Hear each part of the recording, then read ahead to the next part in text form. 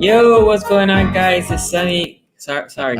How you doing, man? There was a echo. My bad. Sunny from szg.sports here with my guy Quincy Carrier from the Quincy Carrier Show and the AFC North Talk. He's my co-host, and we are previewing this game because I figured, what better time to preview the game than just before the game? And between this stream, guys, and the game, I'm gonna take a 1 hour nap. I'm just gonna let you know. Don't tweet at me for the next hour when this thing is done because I'm gonna take a 1 hour nap. Anyway, Don't miss the first half again, Sonny. so again, who was it that I woke up? What was the last game that we had that was a night game? We won that game. Not the Patriots one, the after that. That was the Cowboys. The Cowboys. I woke up when it was early second quarter. Now, because I can skip commercials, I catch up. So what I did, I stay away from Twitter. I was like, nah, I can't do Twitter right now because I don't want anybody to play. Anyway, shout out to Quincy for being here. Shout out to everybody that is joining live and the people that are going to watch the replay. Thank you. And like I said, I'm going to start streaming every Monday now, as I'm also done with my master's class. Thank God for that. Shout out, man. Yeah, Masters. Yeah, man. This is why I don't sleep, because I had to do homework. I had to stream. I had to have a job. I had to do homework with my daughters. Anyway, we're not here to talk about that. Before we start, shout out to Pop Fiend, Rick, Lily, Sam Reese, Dot Trip, Pop Fiend, everybody that is here. Anyway, let's get into it. So, guys, I know behind enemy lines I haven't done as many as I've done before because of everything that has happened in my life right now. But Q is here, and we're gonna address a couple of things. So we gotta start with this, Quincy. How I'm gonna phrase this is, what do you think the Browns are gonna do to beat the Ravens? And then I'm gonna just put my counterpoints and all that. So we're gonna split it between offense and defense. So I'm gonna start with the offense, right? Baker coming up, great games, looking like a number one pick overall. Dude look definitely top 15 right now, maybe top 10, because really there's three quarterbacks right now playing very elite level, and after that there is a dip, and you can murky from 4 to 10 to 15, and any given day you can just move them around. So saying all that, what are you expecting the Browns to do on offense to attack this Ravens defense? Yeah, so one of the things that are interesting between this week 1 matchup and all the way where we at now, week 14, when you look at this Browns team, how different they were how they came to attack. The Browns came out that game in a lot of empty, in a lot of shotgun, and really attacked it in a similar way to how Freddie Kitchens tried to attack it when he beat the Ravens in 2019. That was not successful. I don't expect them to do that, but I do think you'll see some of the empty, some of the shotgun, obviously. Baker has been much better out of that, especially if the Ravens can force some 3rd and long. But where I do think the Browns are going to do is, there's been an interesting dynamic going on with a lot of teams. If you run a lot of zone on the Cleveland Browns, you might be able to slow down the passing attack, but Nick Chubb and Kareem Hunt will gas you. That's just what it is. If you run man, the fortunate thing about where the Browns are is that if you run man, Baker can beat you if you run man. Like, if you do that, Baker has done that consistently. And, if you look back at his tape from going even back to 2018, he's been able to perform well against good man defenses, his entire career. That's just what he is. So now teams are in that pickle of, do you stop the run or do you try to stop Baker?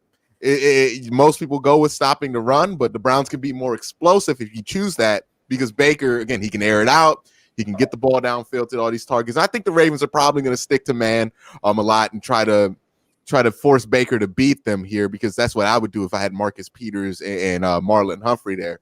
So if I were the Browns, I would try to run it down their throats and force them either into zone or try to change up how they're going to attack you. I think you're going to be able to run the ball a little bit if you're Cleveland here, at least enough to move the ball downfield to kind of complement your passing attack.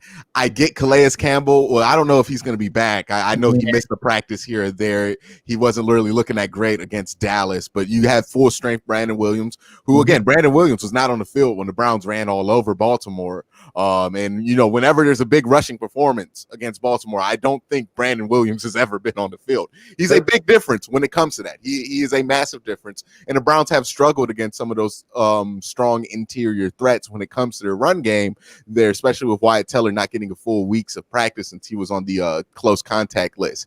So that's going to be a struggle for the Browns, but I do think you can get the edge on the Baltimore Ravens. I think if you just commit to attacking the edge, much like Tennessee did in the second half with Derrick Henry, you can get that edge on Baltimore. You just got to run away from Brandon Williams, especially Calais Campbell isn't going to be 100% Calais Campbell. Attack the edge, run straight at Matt Judon, run straight at Ngakoue, and take your chances there and stay away from the Brandon Williamses and the Derek Wolves of the world, and do what you can there to get the run game going. Play action stuff, I think you can get there. I think you can get Marcus Peters, and this is just me thinking about the game.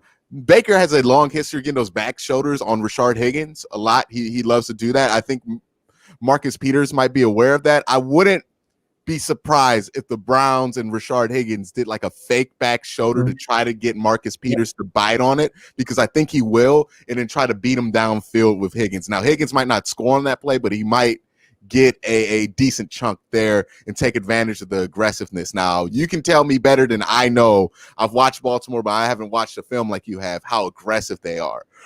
Because if they're a really aggressive defense, it's not necessarily the best thing to be against the Cleveland Browns, unless you're Pittsburgh, because then you just get home whenever you're aggressive. That's what happened against the Browns in Pittsburgh.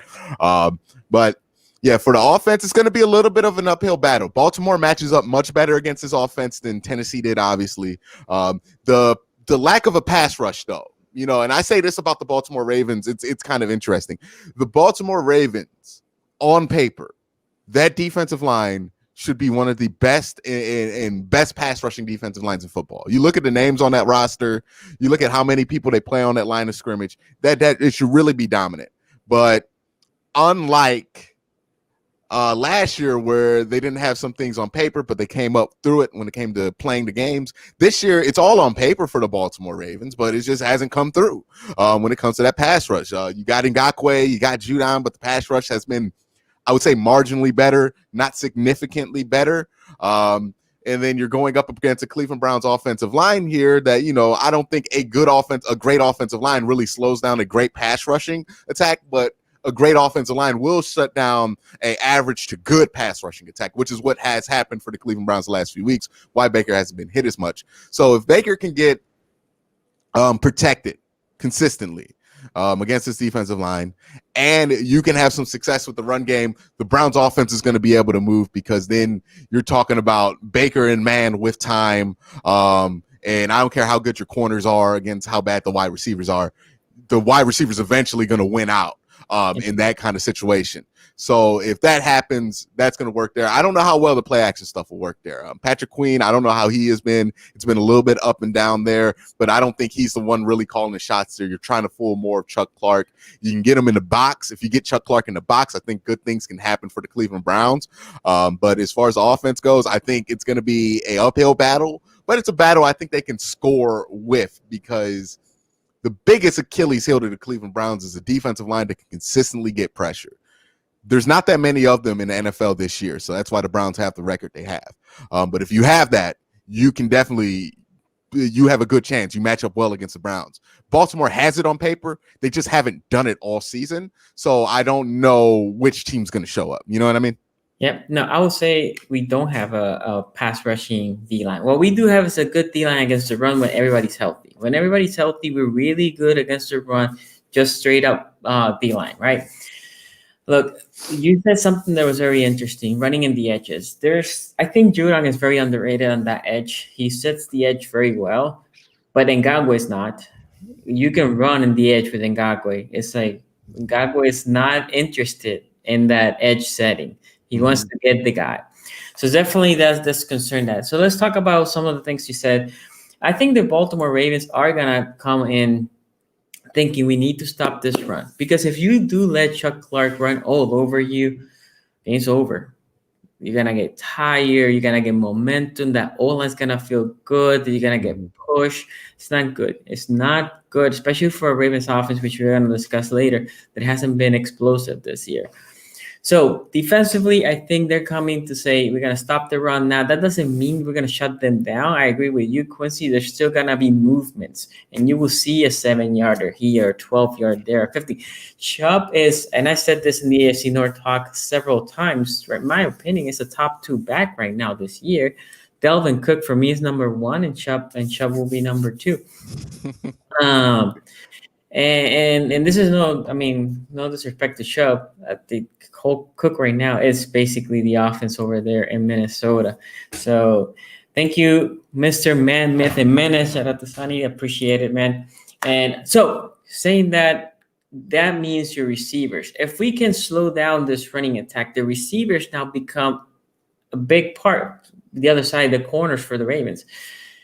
I'm good with Humphrey. And by the way, Humphrey's always good in every given game to get a holding call, because if he sees somebody that's getting away from him, he likes to pull. I have no problem with that, especially if there's nobody on top. You pull, prevent that touchdown. I'm expecting Humphrey to go on Landry. You have to. Landry is physical, strong, easily the best receiver in this team. In my opinion, right now, the best receiver in the AFC North. Usually Humphrey doesn't get to play Landry as much because they usually put him on OBJ. Well, OBJ is not there. Now that leaves Peters over Higgins. And you said something that worries me a lot. Higgins is a guy that is more explosive. He's a guy, your downfield threat. He's a guy that Baker trusts a lot. That Baker and him have a great connection. Yes, what you said concerns me. Back shoulder fade and go. Oh, yeah. I can see Peters getting burnt in that. Which leads me to believe that the Ravens not only are going to stop the run, they're going to say, if Chubb doesn't run, go blitz him. Go blitz him, make that pocket dirty, make Baker throw that ball quick. Because if you let Baker sit there in the pocket, Baker, no pressure, he's Hall of Famer, right? Meaning, most quarterbacks are Hall of Fame quarterbacks if you basically have all day to throw. And the Ravens D-line don't generate pressure. That is the big question, or the problem. They don't even generate pressure. It's not that they don't get sacks. And Tony will be proud of me mentioning pressure. But it's not that they don't get sacks. Getting sacks is important. But if you generate enough pressure that Baker feels uncomfortable, even though you don't get there, and make him throw quick, now his internal clock starts to get up quicker, right? And that is when Baker tends to make mistakes. Again, if you let Baker just sit there, he's gonna dice you out. He's gonna dice you out. I think Hooper's out, right? We don't know about Hooper. He's a game time decision with the neck thing, but most reports are leaning that he's probably not going to play. So for me, the Ravens for this defense has to be aggressive, blitz and hit Baker. Make Baker think twice. Make Baker's internal clock go quicker, because if you're gonna let the Baker just settle down, it's gonna be a problem, because this running attack, as I mentioned, it is a problem. It's the best one in the league currently, right, Quincy? I think it's number 1. Yeah, when it comes to total yards. Okay, so this running attack is relentless, and when Chubb needs a break, there's still Kareem Hunt there. Also, as Ravens, this is where Patrick Queen is key, especially when Hunt is there, but Chubb is no pushover either. Watch the running back leaking out of the backfield. Against the Patriots, Queen got burned because he was not interested in covering the running back out of the backfield. It's important, it's critical, especially with Hunt. Hunt used to live with those.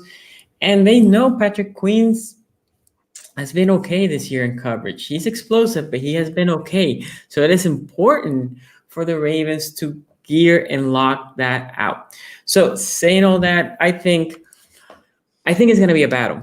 I think it's going to be a battle.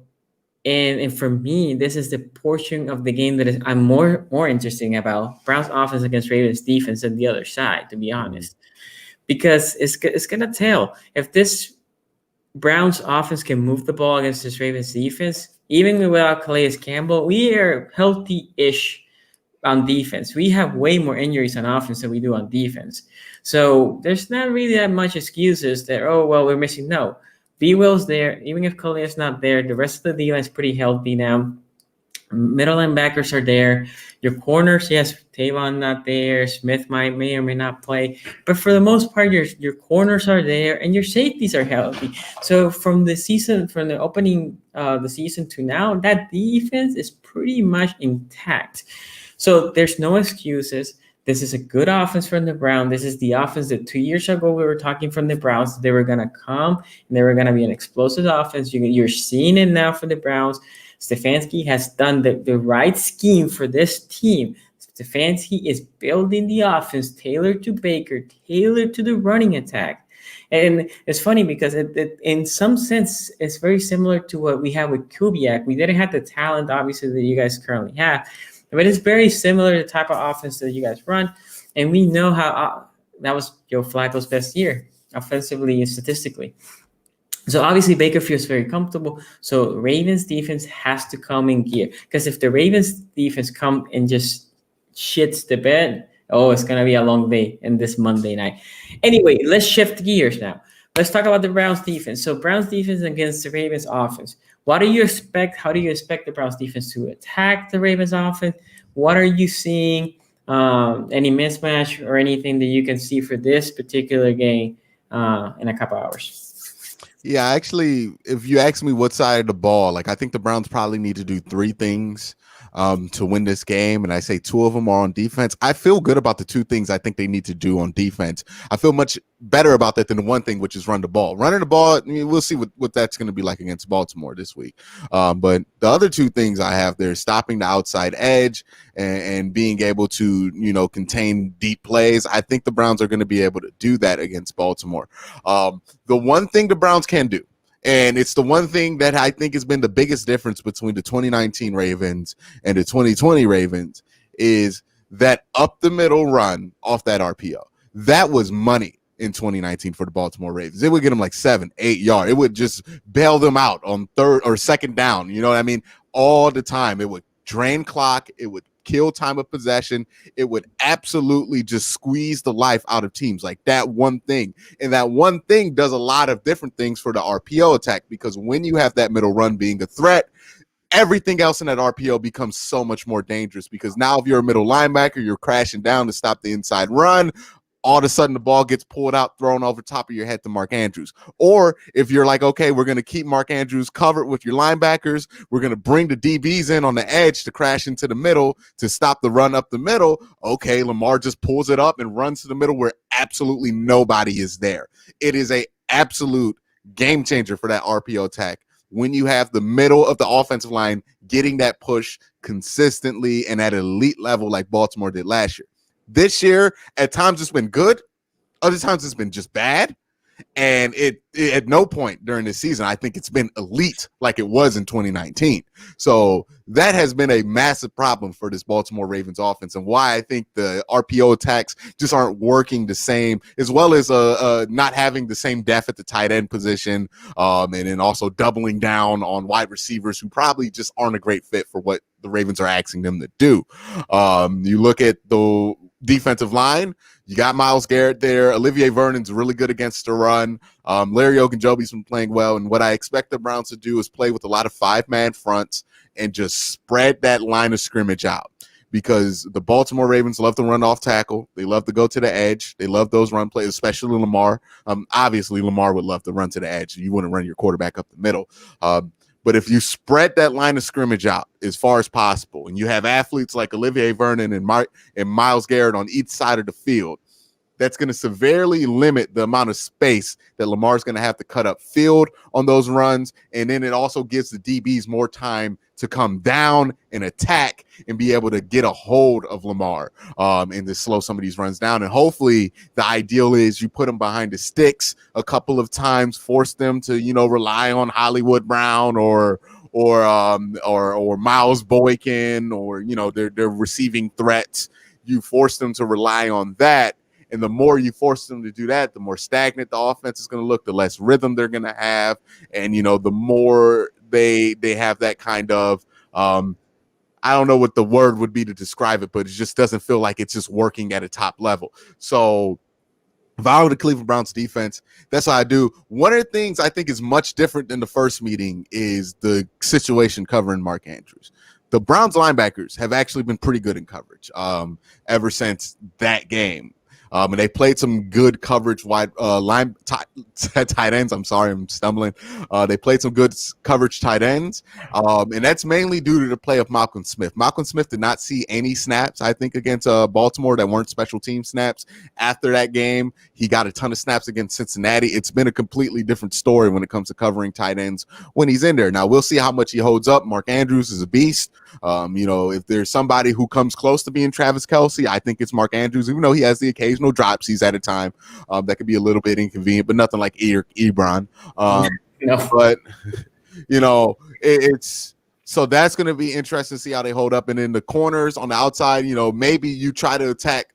And I wouldn't choose this as a plan of attack if I were John Harbaugh, to try to attack deep and just like get the ball to Hollywood Brown deep down the field, just because Hollywood's not been reliable in that situation, and Lamar has not been reliable throwing the ball deep in that situation. He's had some success, more success than I think a lot of people give him credit for, especially if you look at some of his charts. They look pretty good, but he hasn't had consistent success. And I just don't think that's how you want to go out attacking. If I'm Baltimore, quite frankly, I try to see if I can get that middle run going. Like that, I would spam the middle run RPO play all day on Cleveland, because that's exactly what the Raiders did. And it worked against the Browns. Now, Larry Ogunjobi was playing absolutely awful. He's been playing a much better stretch the last few games, so maybe that won't happen. But if I'm Baltimore, I'd be hard-pressed not to test it, because if you start getting that middle run, then all of a sudden the offense starts to look like 2019 again. You saw that against the Dallas Cowboys. Once you were able to get Gus Edwards up the middle, a lot of other things opened up. A lot of things got easier. The offense all of a sudden start to remind you a little bit of what it looked like in 2019. And that's because that middle run's there. Everything changes for the offense. So that's what I would do if I were the Ravens. But I think how the Browns are going to attack is going to put a lot of people on that line of scrimmage, 5 people, spread it out. Pretty much the same plan they did against Tennessee, because they weren't as worried about the passing attack against Tennessee. And that's just been a much better and more potent when it comes to wide receiving weapons passing attack than what the Baltimore Ravens have. So I think they're probably going to do the same thing here. And I actually feel pretty good about that game plan. Now, again, if you guys get that up the middle run and you gash us up the middle, all bets are off. This might be a shootout. Yeah, shout out to the trip here with the donation. Says Hollywood prove it game. Hopefully O-line plays good. And that's one of the things, and thank you for the donation. I mean, this is Hollywood last game was okay. I mean, we had a Hollywood sighting, which is exciting against the Cowboys. And a good pass from Lamar against a pretty good coverage and good catch from Hollywood. But the problem that I have with Hollywood is he's been dropping balls. He's been inconsistent, and he disappears. And fourth, which irritates me even more, guys, is think about the interception against the Steelers. The RG3 started with, right? That pick six. Hollywood was there. He could have attempted to tackle. He was like, nah, man, let him go. That irritates me. Anyway, let's talk about this. Look, the Ravens offense, one thing here that the trip mentioned is O-line. It's the one thing that worries me.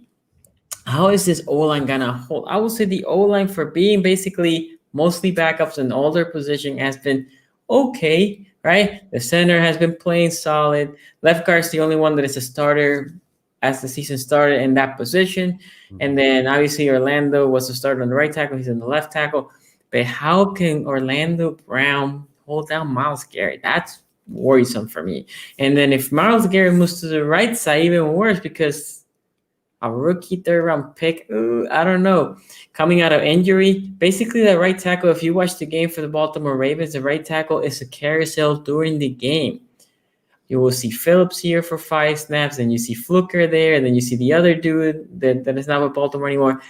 And I'm sorry I got cut in here, but like if I were the Baltimore Ravens, you keep Tyree Phillips up there. Don't put DJ Fluker out there against Myles Garrett.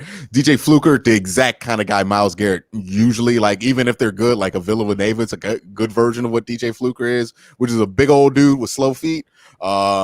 Yeah, you don't want to be that with that's what you can't have out there, right? If they play DJ Fluker in an inordinate amount of snaps, like I don't know what Harbaugh is thinking there. It's got to be Tyreek Phillips at that right tackle. And I'm pretty sure it is going to be Tyreek Phillips. And what you're going to probably see is Lamar looking at Myles Garrett's site.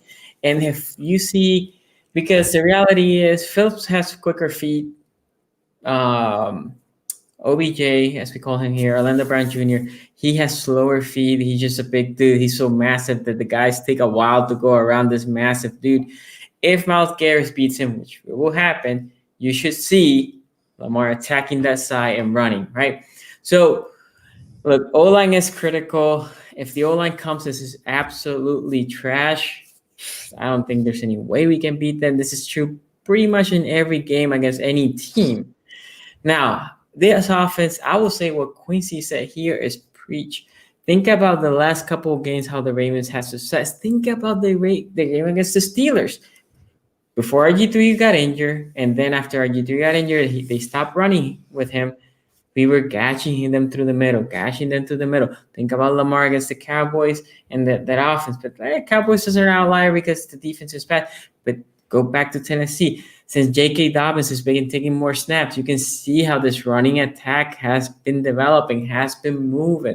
So don't fall in love with the pass.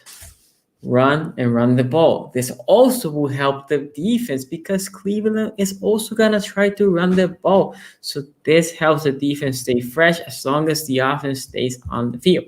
Mm-hmm.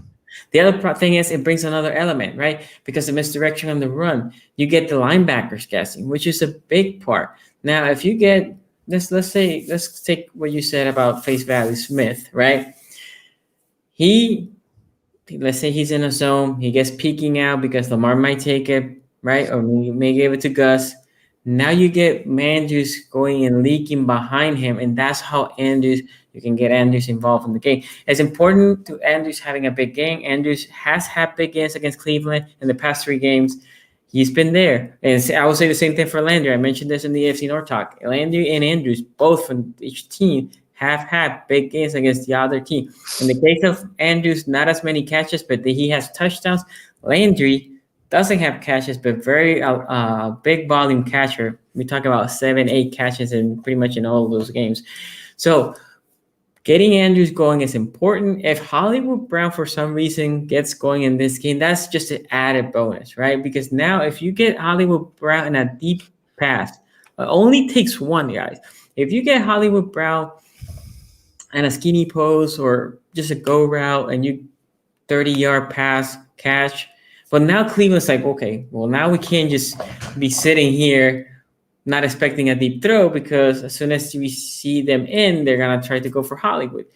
Or if you Denzel Ward's not playing this game, right? Nope, he's out. So it's not like Denzel. We need to have Hollywood play good so they can occupy Denzel Ward. It's just the ability of having that deep pass. It just even opens more the running attack. So obviously, if Hollywood has a big game, that's huge for the Ravens, and that's true also for every game.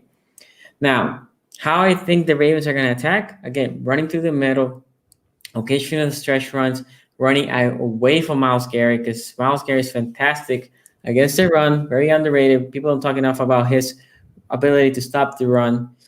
And then the intermediate passing game is what I'm thinking, right? The receivers need to be short-handed, catching, and also Lamar needs to be consistent.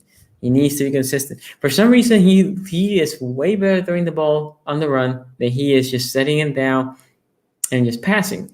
So if you need to move, dude, just move. One of the things that I love about Lamar is when he runs, especially on the stretch run, is looking to throw before he runs. And at the last minute, if he doesn't see anybody open, then he tucks and goes.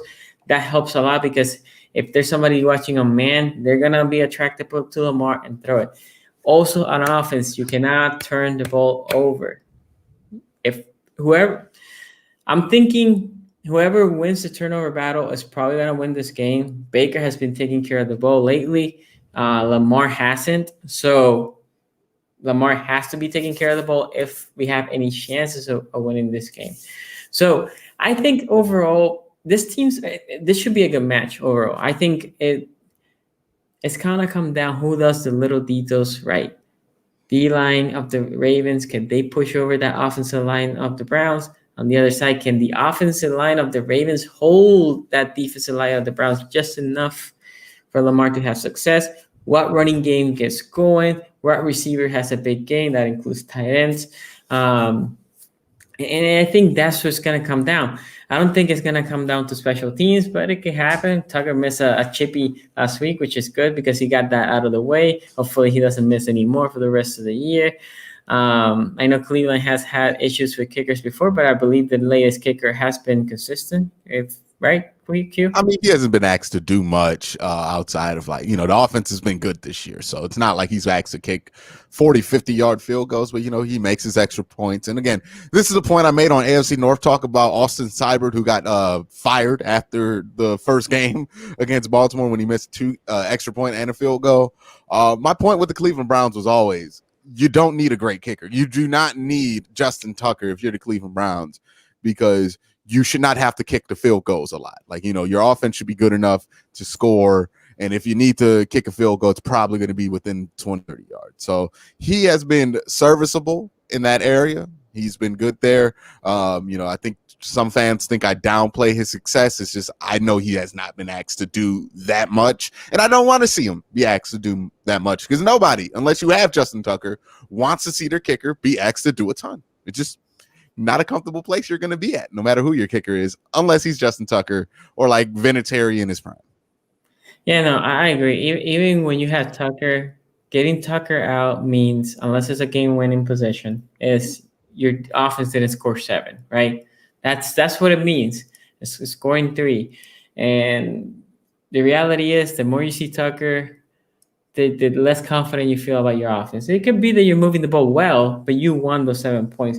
So a lot of people here are asking if Des is going to play. I'm not sure. They haven't come up with the actives and actives, at least that I've seen. I haven't monitored. He's on the list for 2 weeks, right? 10 days at least. So he went positive on Tuesday. So he's out for he's out. Negative. He's been saying that he's testing negative. It don't matter. They put him on the list. Once you're on the list, it's 10 days. Okay. So yeah. So in the case, there's no. Oh, there it is. Yeah. Here it is from Richard. This is still on the COVID-19 list. Must quarantine for 10, as Q says. Okay, so no desk, guys. This is a game also that if we get to the end zone, you need the guys like, well, not Des, but Boykins and Mandrews to show up, right? You need those guys because, look, you might love Hollywood Brown, but unless Hollywood Brown gets wide open in the red zone, that guy as the statue of Hollywood Brown that's not his forte. It's not. You need those big bodies that you can throw it up high. The little ones like Hollywood Hill, this is not diminishing them, but they need to get open. This is short field. This is why the Reds are so hard to score.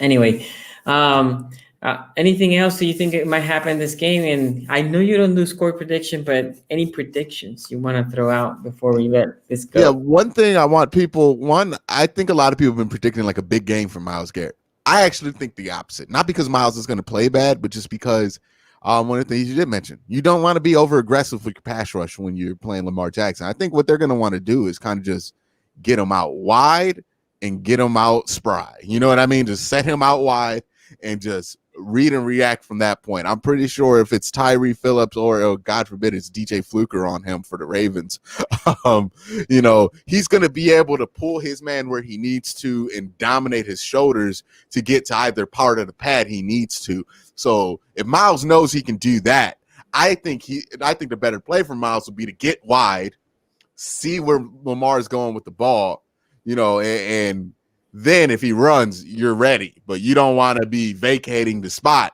right when Lamar's right there because you're trying to get a quick sack. This ain't, statuesque quarterback at all. So, I don't think Myles is going to have like a multiple sack game. I don't even know if he's going to have a sack, but it's going to be a quiet stat sheet game. But if he plays well, he's going to make a massive difference on the edges. And then eventually you would hope force them to the other side of the field or just try to just play wherever Myles is going. And once you have that kind of control, you're in control of the game here. Another note that I had was for what part was it? Oh, the wide receivers. You brought up a great point here. One of the things I am concerned about is Odell is not playing, so that kind of shifts that you have a better corner on every guy that's going to be playing. So, like, at times you're probably going to see Marlon Humphreys on like Donovan Peoples-Jones or something like that because they're going to put Jarvis on the inside. I don't know. Is Tavon playing for you guys? He's not. So, you'll probably try to get Jarvis loose in the slot like that. Not going to have your number one tight end, but Harrison Bryant, when he catches and doesn't fumbles, he's fine. Well, if he catches and fumbles again, you got to go somewhere else with it. David Njoku, somebody who had a big game against Baltimore that first time. Mm-hmm. I'd expect the Browns to try to get David Njoku going in this game here. I think this is going to be an interesting game. I have no idea how this could play. I could see it being a blowout for both sides. I can see it being a really close game for both sides. I have absolutely no idea what this is going to be, but I do have a good feeling about it as a Browns fan. So if you're asking me my prediction, I do think the Browns are going to win. I just have a hard time believing that this is the year that the Ravens sweep the Browns when they have Baker Mayfield. They have not done it the last 2 years. I think they were a better team. Obviously, last year they were a better team, but I think they were a better team the last 2 years. And playing better football, at least at the tail end, when they beat Baker at that point with Lamar. I know that Baker got the one win with Joe Flacco in there, so it's not necessarily the best barometer. But for the Browns to be coming in, playing 9-3 football, and the Ravens to be, just off of a 3-game losing streak, for that to be the time where the Ravens just beat the Browns and sweep them, I find that one being a tough sell. Again, this is a home game, Monday Night Football. This kind of has the same kind of feel, the opposite feeling that I had when I saw the Ravens were coming back in 2019 to Cleveland, where I was like, we ain't sweeping them, So we'll see. I just find it hard to think that this is going to be the year the Browns get swept by the Ravens after avoiding that fate for a couple of years here. So we'll see. But this is a tough task for the Ravens.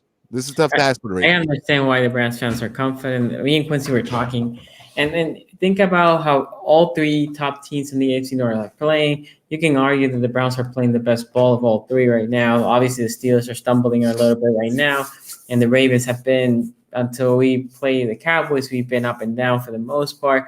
So I understand why Browns confident. The reality is and I understand a lot of you guys have been sending me tweets like, "Oh, Sonny, but we can make it as 10-6," because I've been putting videos out there how the Ravens can make it, and I never go to 10-6 scenario.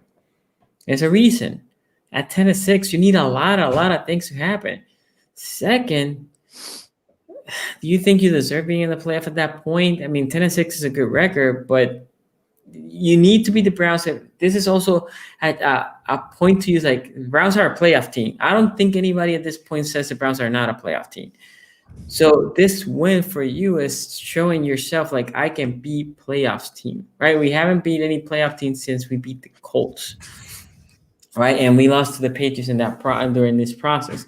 So obviously it's important. This is what Ravens should come in with a lot of urgency, a lot of intensity. If they come out flat and they take that L, that is on the coaches, that's on the players. They need to come in with intensity, knowing that if they don't win, they're out. They could get in, but assume you're out. So they need to come in. This is a playoff game. This is a playoff game. On a Monday night against a good team, under the lights, they need to come and show up. So, guys, anyway, go check this Q's channel. Q, where they can find you, man? Yeah, youtube.com/Quincy Carrier. You can catch me watching the game live here. If you're a Raven fan, I understand you're probably going to be checking out one of the Raven watch parties. I know like a couple people are doing them. You do a live halftime stream here, so I don't expect you to come to me. But hey, it's there just in case this goes really good for the Ravens and you see my reaction to it. It's there. It is there. And, it is available and free to the public. So, check it out if you have the time or if it sounds interesting to you. But again, thank you for having me on, Sonny. Hey, guys. And for me, I'm going to be at halftime on IG live like I always do. For some reason, you don't see me. It's because I fell asleep. Well, not that I fell asleep during the game. I didn't wake up. But that's not going to be the case because I had 2 alarms like I always do. That's going to be my point. I always come through and watch these games, guys. And then the rest of the week, I'm regretting it, especially the Patriots game because we took that L. So the Ravens should give me that dub because, I'm waking up at effing 1 in the morning for y'all. Anyway, thank you everybody to watching again. I'm gonna keep doing this chat or this live streams every Mondays at 5:30 p.m. Eastern. I appreciate Quincy coming in. Don't forget tomorrow, me and Q are back at it at 5:45 p.m. Eastern over there in the AFC North talk. We're gonna talk Browns, Ravens. Oh, we're gonna talk about Steelers. We're talking about Steelers. And I was about to say, and the winner of this game will be the lone winning team in the AFC North for this week. So it's gonna get ridiculous. Ooh, that's right. Ooh. Okay, guys. So let's see. Go if you haven't subscribed to the AFC North Talk, go subscribe. It's a fun show. We have a blast. There's trash talk and all that. So we appreciate all you guys coming. Thank you for the support, and we'll see you next time. Peace out. Go Ravens.